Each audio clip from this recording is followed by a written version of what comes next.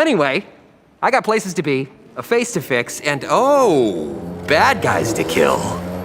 The viaduct sequence was one of the original pieces that was done for the test footage. Really, the reason why it was done was to illustrate a different kind of filmmaking. When I first threw that idea out there to Fox, which was, hey, we can make a big budget feeling superhero movie by this methodology, they said, oh, really? Show us. It's easier to convince clients when you have something that looks really great. So basically it's a really good looking previs, and we have like final mocap with all the stunts and all the acting from all the actors. And we shoot a lot of cameras, edit it together, put some sound effects, music, temp of course. But basically once this comes out of our department, you can already see whether or not it's gonna work.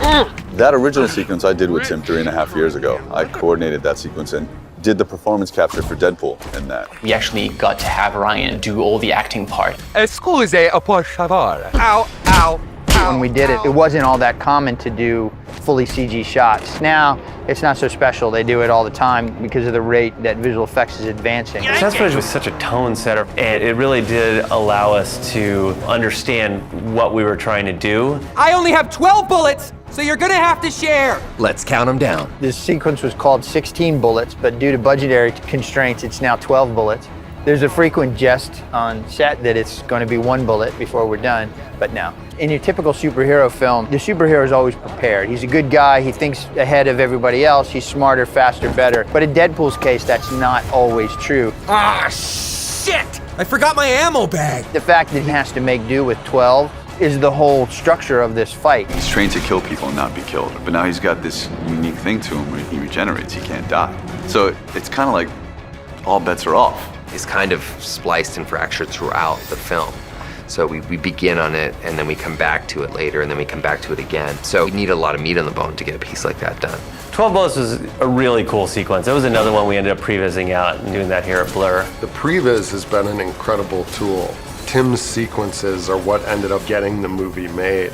And so it's just amazing to sort of have this incredibly high quality reference material that we were able to use as a guide as we were sort of making the film. Tim is a big visual person. He's a performance capture director. So what he'll do is he'll go into the volume and we'll do all our previs full on with performance, not animatics, but actual performance doing it. So he has a realistic interpretation of what he's going to do here on the day. You go and you do mocap, and it's really theater in the round. I'm just worried that people are moving correctly in relation to each other, that the timing is right, that it's natural in the way they get from point A to point B. The opening title sequence was kind of like the starting point of the whole previs process. We knew early on that there was going to be this opening title sequence, which was basically this frozen moment of the car sort of like tumbling. Right off the bat, the audience is in the world of Deadpool, pulling through the spinning SUV and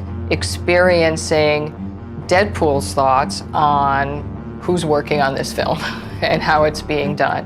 We basically focused on figuring out how the characters were going to be and what that frozen moment was before we started doing previs for the whole car chase. This way, once we started the car chase, we could actually make sure that once the car starts tumbling, we end up with exactly the same pose.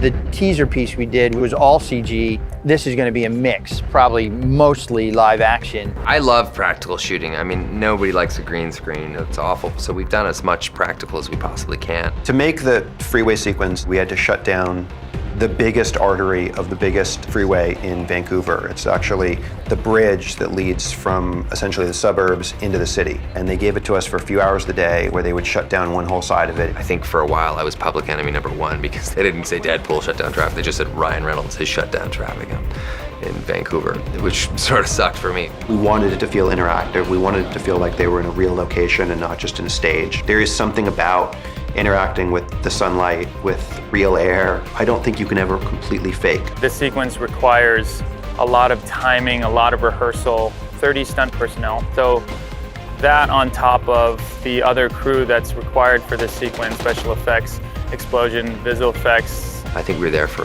at least 2.5 weeks just shooting that one particular action sequence in 3 separate parts. Trying to execute those sequences in the time frame that we have has been very difficult. because we're only here from 5 a.m. to 3 p.m. and we have to be off this viaduct by 3 p.m. Usually when you're making a movie, even if you're on location, you can leave some things standing on that set. If we left things standing on that set, they'd get run over by a truck. Wrap it up, guys. Wrap it up. Good work today, good hustle. We had to have a prep strategy so that when we wrap out, we can execute our wrap out within a 15-minute time frame. And getting all of this stuff wrapped out in 15 minutes takes quite a bit of planning.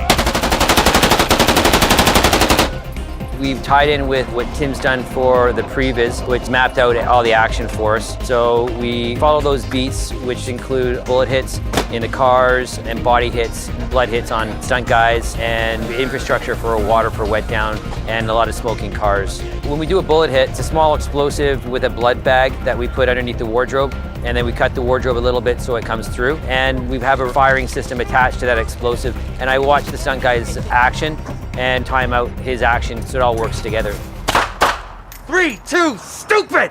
Worth it. Right now, it's in the Previz, he's sliding, but we're going to have I'll tell you in a minute.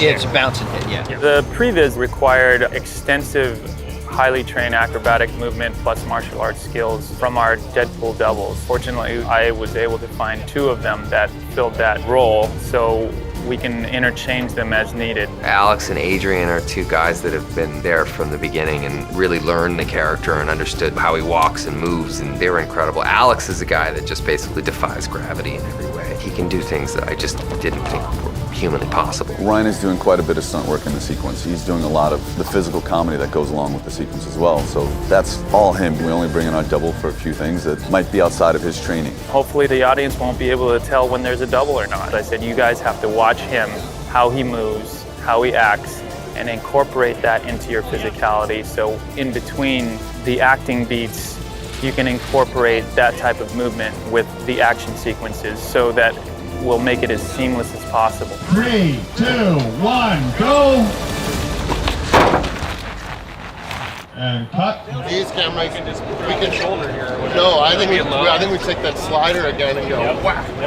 When we shot the Freeway sequence, it was really important to us to keep the cameras moving in these super dynamic ways. And one of the ways that we achieved that was through long steady cam moves, handheld shots, using a motorcycle to chase other motorcycles through the space. And we really wanted to create this sort of frenzy, especially when all of the pedestrians are running away from this chaos that was happening. Okay, this thing's ready. Capturing it the right way with our camera bike took a lot of planning because of the weaving in and out of these very tight vehicles took a very skilled rider. There's this genius motorcycle stunt rider named Regis that we brought up from New Orleans who's phenomenal on a bike and could keep up with anybody. So he was able to chase our stunt bike riders on this motorcycle rig where we were able to get super, super close to the motorcycle and move through heavily congested areas at high speeds. What we have with the CycleCam, it's a one-of-a-kind vehicle. It's the first and only of its kind right now in the business. The bike is actually 100% electric, so there's no motor vibration. It offers a very smooth and stable ride. We shot that motorcycle sequence on a stabilized head, so no matter how bumpy the roads get,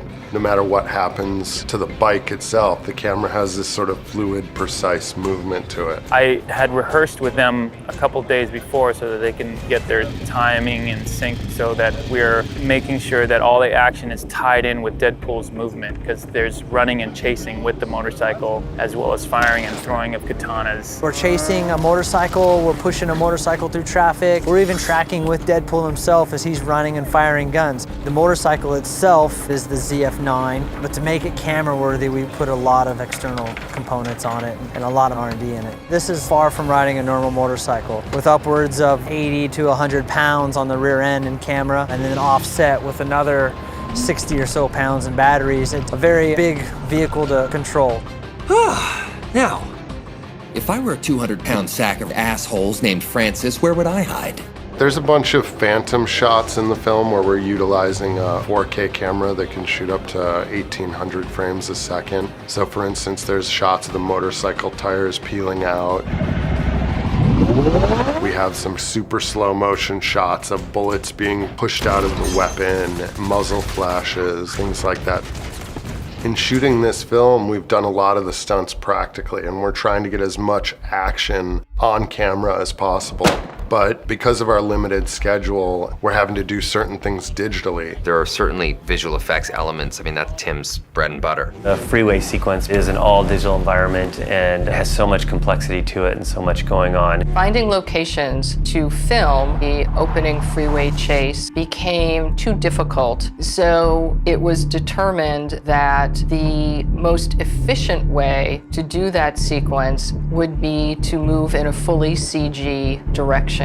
It starts out with animating and just getting all of our cameras working and get that animated together and really feeling the cinematic punctuations of those shots. We shift in and out of frozen moments and slow motion and normal speed, and we're kind of ramping in and out of that. We photographed all of those cars. We scanned them with a process called LiDAR. We took hundreds of reference photos, interiors and exteriors, so that they could be rebuilt by our vendor Atomic Fiction meticulously. We did these simulations where we sit and we watch and we see how a tire would shred when the tire hits, or if we pop the hood and let the engine fly out, what would happen, and what pieces would rip off, and how the glass would break. And those are the kind of the geeky fun things we get to do as visual effects guys.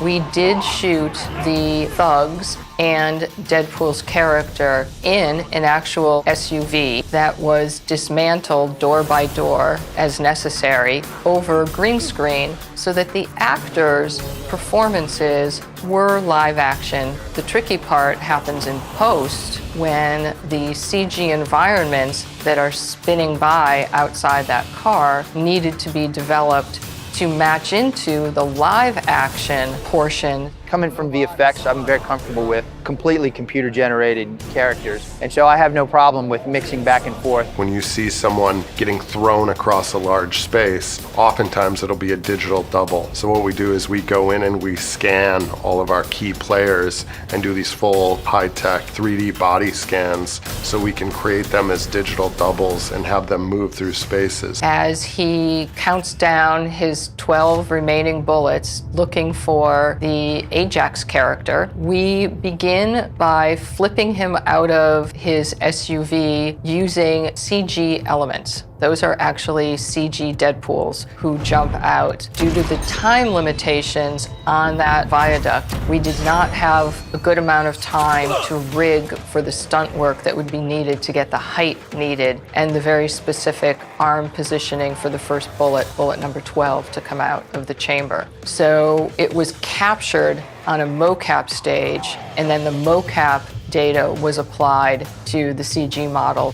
I think the reason it feels so seamless is because one of the many things that Tim Miller does so well is understand the grammar of visual effects. So he knows where the audience's brain will just go with and trust something that is fake without recognizing that it's fake. It's really kind of a beautiful blend of partnerships between different departments so that no one will be able to tell what is CG and what is not.